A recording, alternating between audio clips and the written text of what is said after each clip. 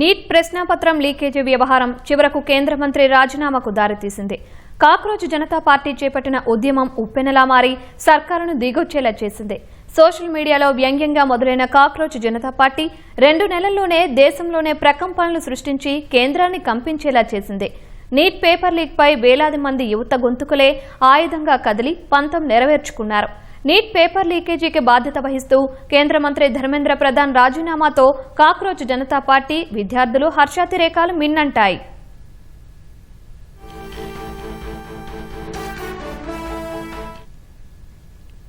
జాతీయ వైద్య విద్య ప్రవేశ పరీక్ష నీట్ 2026 పేపర్ లీక్ కేంద్రంలోని ఎన్డీఏ ప్రభుత్వాన్ని కుదిపేసింది.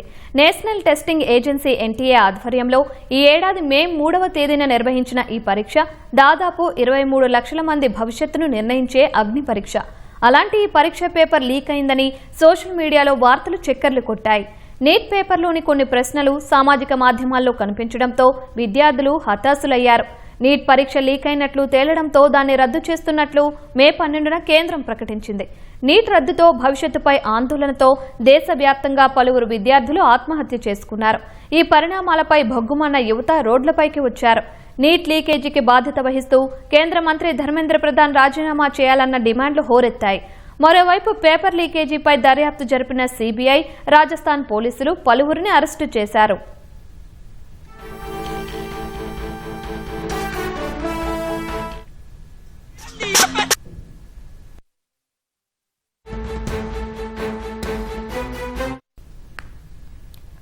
నీట్ పేపర్ లీకేజీపై దిద్దుబాటు చర్యలు ప్రారంభించిన కేంద్రం జూన్ 21న రీ ఎగ్జామ్ నిర్వహించింది.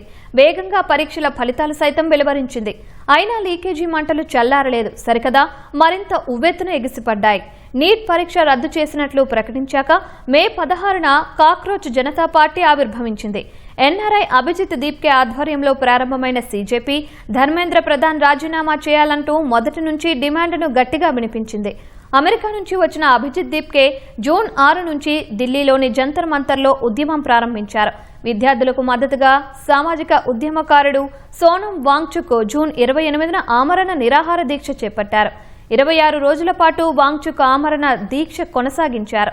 ఈ క్రమంలోనే ఈ నెల 20న చలో పార్లమెంటు ర్యాలీతో సీజేపీ ఆందోళన పతాక స్థాయికి చేరింది. విద్యార్థుల ఆందోళనలతో పార్లమెంటు పరిసరాలు రణరంగంగా మారాయి. విద్యార్థులను అదుపు చేసేందుకు పోలీసులు పెద్ద ఎత్తున లాఠీ చార్జ్ చేయడం సహా బాష్పవాయు గోళాలు ప్రయోగించారు.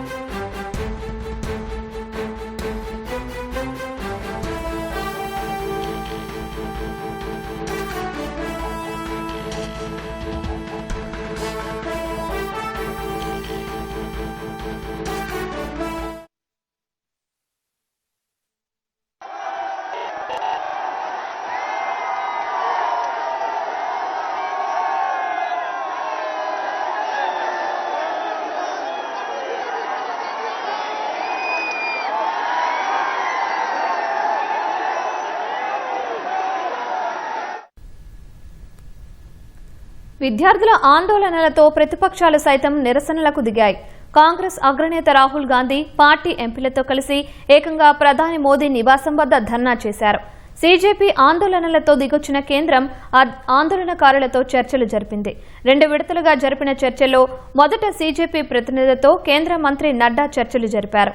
అనంతరం ఆయనతో పాటు మరో కేంద్ర మంత్రి జితేంద్ర సింగ్ ఆసుపత్రిలో ఉన్న సోనం వాంగ్చుక్ వద్దకు వెళ్లి ఆమరణ దీక్షను విరమింపజేశారు. అదే రోజు అర్ధరాత్రి నరేంద్ర మోదీ పేపర్ లీకేజీలకు పాల్పడే వారిని శిక్షించేలా కఠిన చట్టాలు తీసుకొస్తామని స్వయంగా సామాజిక మాధ్యమాల్లో వీడియో పోస్టు చేశారు. విద్యార్థుల భవిష్యత్తు కంటే తమకు ఏదీ ప్రాధాన్యం కాదని తేల్చి చెప్పారు. శుక్రవారం సీజేపీ ప్రతినిధులతో కేంద్ర మంత్రులు నడ్డా, జితేంద్ర సింగ్ 2వ విడత చర్చలు జరిపారు. ఇందులో ప్రభుత్వం ముందు 3 డిమాండ్లను ప్రస్తావించిన సీజేపీ అందులో మొదటిగా ధర్మేంద్ర ప్రధాన్ కేంద్ర మంత్రి పదవికి రాజీనామా చేయాల్సిందేనని, ఈ విషయంలో రాజీపడే ప్రసక్తే లేదని తేల్చి చెప్పింది. ఈ నేపథ్యంలో ధర్మేంద్ర ప్రధాన్ తన పదవి నుంచి వైదొలగాల్సి వచ్చింది.